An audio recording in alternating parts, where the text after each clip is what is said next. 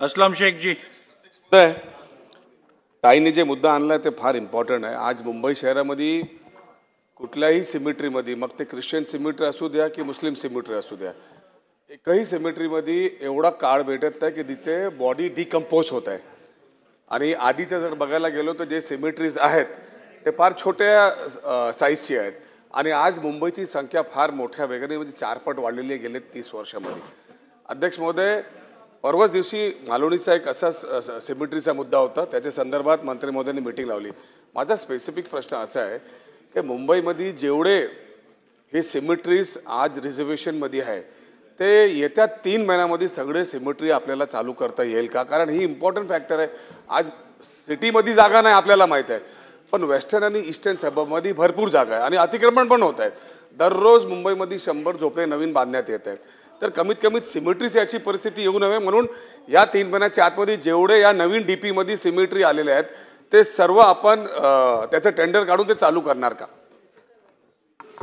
अध्यक्ष महोदय, मुंबई महानगरपालिकेमध्ये ख्रिश्चन धर्मीयांच्या दफनभूमी ह्या 10 आहेत आणि खाजगी व्यवस्थापनाच्या 42 आहेत. मुस्लिम धर्मीय 17 आहेत आणि खाजगी व्यवस्थापनाच्या 57 आहेत. सन्माननीय असलम शेख साहेबांनी जो मुद्दा या ठिकाणी मांडला आहे तो नक्की आपण तपासून बघू. परंतु याच्यामध्ये अजून एक पद्धत वापरता येते, परंतु ही पद्धत वापरायची की नाही याच्यावर हा विषय फार संवेदनशील असल्यामुळं आपण याच्यावर निर्णय घेत नाही. आपण पारंपरिक पद्धतीनं मृतदेह दफन करतो, पण याची जर विल्हेवाट अतिशय जलद गतीनं करायची असेल तर विषाणूनाशक प्रक्रिया काही ठिकाणी केली जाते. आणि ही जर करायची असेल तर त्याच्यासाठी देखील सर्वधर्मीय लोकांशी चर्चा करून, ख्रिश्चन जे आहेत त्यांच्याशी चर्चा करून, मुस्लिम बांधवांशी चर्चा करून ही प्रोसिजर आपण करू शकतो. पण हे दफन करत असताना आपण पारंपरिक पद्धतीनं करतो. म्हणूनच मगाशी मी सांगितलं की राष्ट्रीय मानवी आयोगानं ज्या गाईडलाईन दिलेल्या आहेत मृतदेहाच्या संरक्षणाच्या, त्या देखील कशा पद्धतीनं आपल्याला फॉलो करता येतील.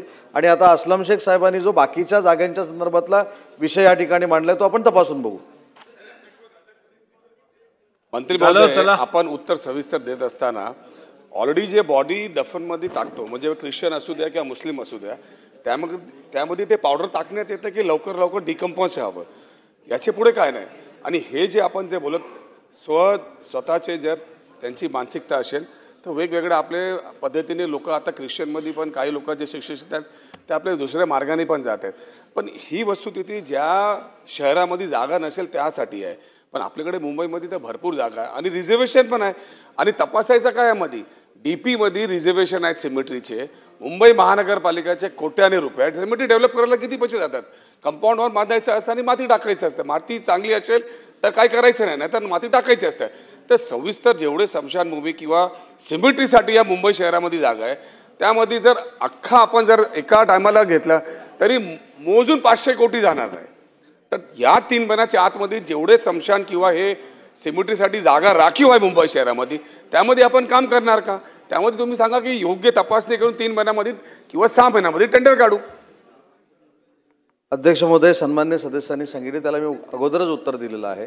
याच्यामध्ये सर्व धर्मीयांच्या ज्या काही दफनभूमी असतील, स्मशानभूमी असतील आणि त्याच्यासाठी जर आरक्षण रिझर्व्ह असतील तर ती योग्य ती पद्धतीनं तपासून त्या ठिकाणी जर ह्या दफनभूमी किंवा स्मशानभूमी करायच्या असतील तर ती योग्य ती कारवाई केली जाईल.